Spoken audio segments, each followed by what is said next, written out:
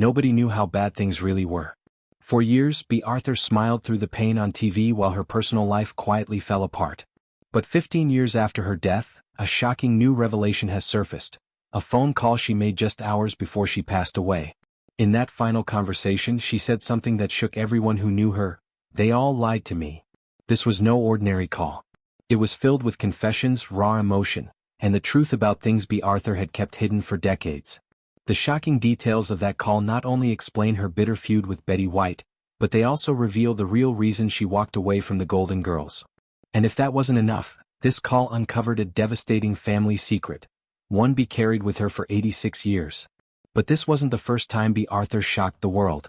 Born Bernice Frankel in Brooklyn on May 13, 1922, she lived a life full of unexpected twists, bold decisions, and an uncanny ability to make people laugh.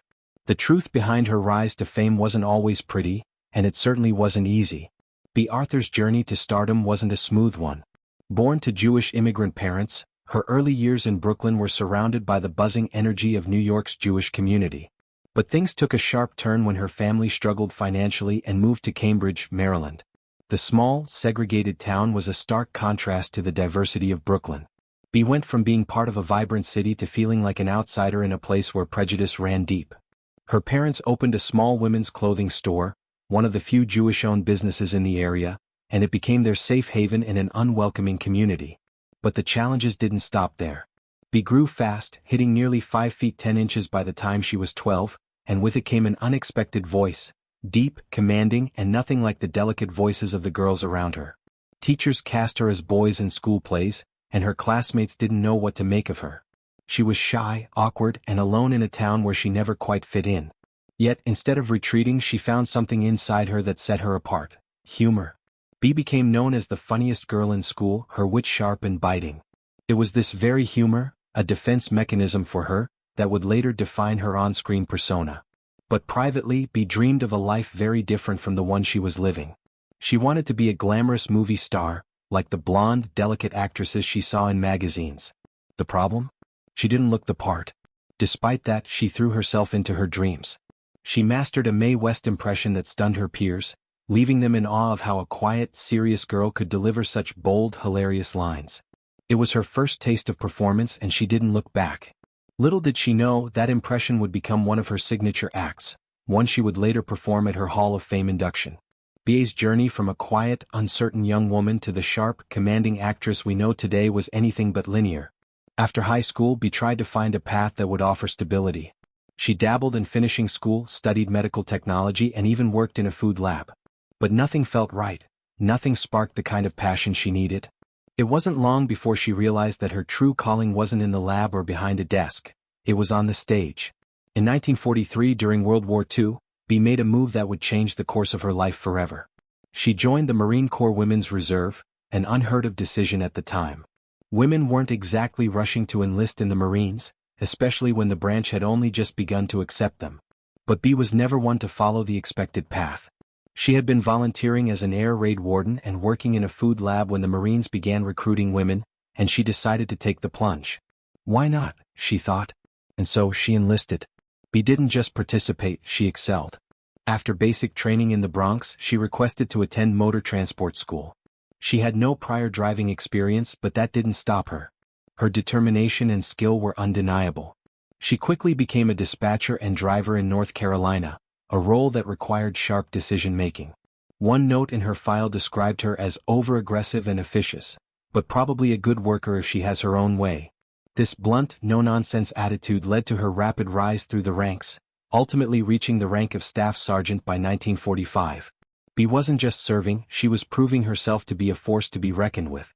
Despite her success in the Marines, Bea knew that the road to fulfillment didn't lie in military life.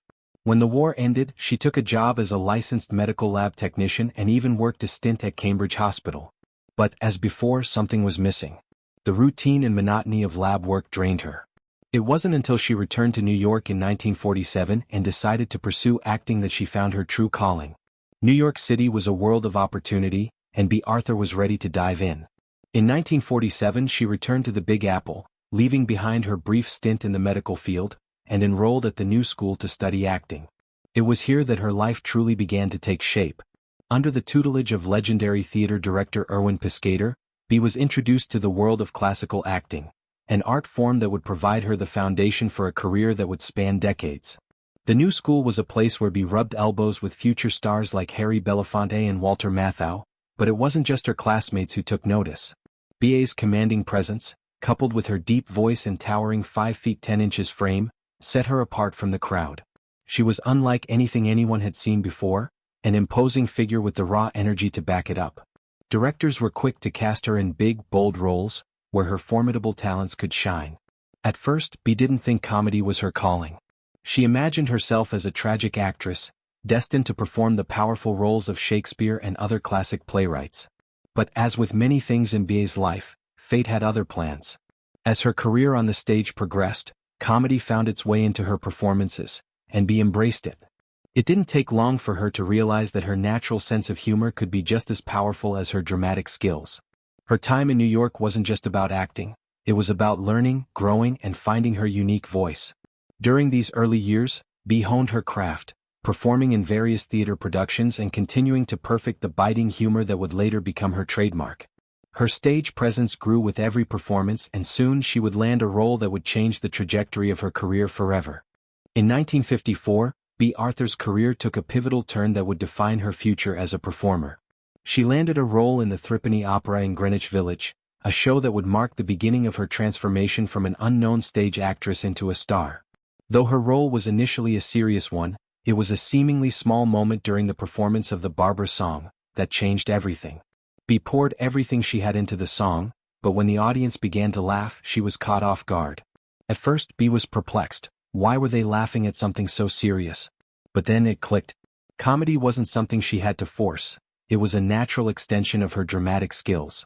Her ability to seamlessly blend humor with drama had a magnetic quality, and this performance proved it. From that moment on, Bea knew her future in entertainment wasn't just about commanding dramatic roles. It was about using her wit and sharp timing to bring a fresh layer of humor to any performance. This show would also be the place where Bea learned from one of her greatest inspirations, Lotte Lenya, the widow of Threepenny Opera composer Kurt Weill. Lenya had an unmatched ability to command the stage, her presence enough to captivate an entire audience without needing to utter a word. Bea watched Lenya with a student's focus, soaking in every lesson about restraint and control, which would deeply influence her own performance style. The success of the Threepenny Opera was not just a career milestone, it was the moment that marked Bea Arthur's arrival as a force in theater. Her sharp humor, blended with her commanding voice and stage presence, began to attract attention from all corners of the entertainment world. What had once seemed like a distant dream of stardom was now within reach. With the success of the Threepenny Opera and her growing reputation on the New York theater scene, Bea Arthur's path to television and Hollywood seemed inevitable. While theater had given her a foundation, television would introduce her to an even larger audience and offer new challenges. But the road to success in TV wasn't as glamorous as it may have seemed. Bea began by taking small roles on television, often appearing on shows like Sid Caesar's Hour and Perry Como's Kraft Music Hall. These were far from the lead roles she dreamed of, but they paid the bills and allowed her to hone her comedic timing. The exposure, albeit modest at first, was invaluable. Her dry wit and commanding voice quickly made her a favorite of audiences, even if she wasn't yet a household name. It was on Caesar's Hour where she truly found her comedic rhythm, learning how to bring both sharp humor and vulnerability to the roles she played. Bea wasn't just acting in front of a camera, she was mastering the delicate balance between comedic timing and emotional depth. That rhythm, which she perfected on television, would be key to her success in future iconic roles. But Bea's path to Hollywood wasn't without its doubts. For every step forward, there was always a nagging feeling that she wasn't quite where she wanted to be. She knew the stage was where she belonged, but television offered new opportunities she couldn't afford to ignore. Despite the small roles, she knew she was carving out a unique space for herself in the entertainment world, even if it was just a stepping stone toward something bigger. After years of hard work in theater and television, Bea Arthur's big break came in 1972 with the hit show Maude. The role of Maude Finley was an unexpected one for her. She'd spent her entire career perfecting her dramatic chops and sharp wit, but this was her first time as the central comedic force. Bea wasn't just playing any character, she was playing an assertive, no-nonsense, fiercely independent woman who wasn't afraid to challenge societal norms. The show, created by Norman Lear, quickly became a cultural phenomenon. Maude wasn't just another sitcom. It became a platform for Bea to channel her unique voice and sharp humor into a role that felt both relevant and groundbreaking. She wasn't just delivering punchlines, she was addressing political issues, social norms, and the changing landscape of American society with her unapologetic character. It was a perfect match for Bea's fearless approach to acting, and she took it head-on, delivering some of the most memorable moments in television history. Bea's portrayal of Maude earned her widespread recognition. It was as if everything she'd worked for, the theater, the small TV roles, the development of her signature humor, came together in a way that resonated with audiences. But it wasn't just about the fame for Bea. The role offered her a sense of agency she had long sought in the industry. She wasn't playing the typical supporting character. She was at the forefront, commanding the narrative in ways few actresses had been able to before.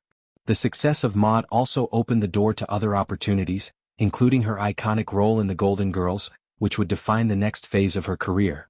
But Bea never forgot the lessons she'd learned from playing Maude: how to use humor to speak truth, how to hold a mirror up to society, and how to always stay unapologetically herself.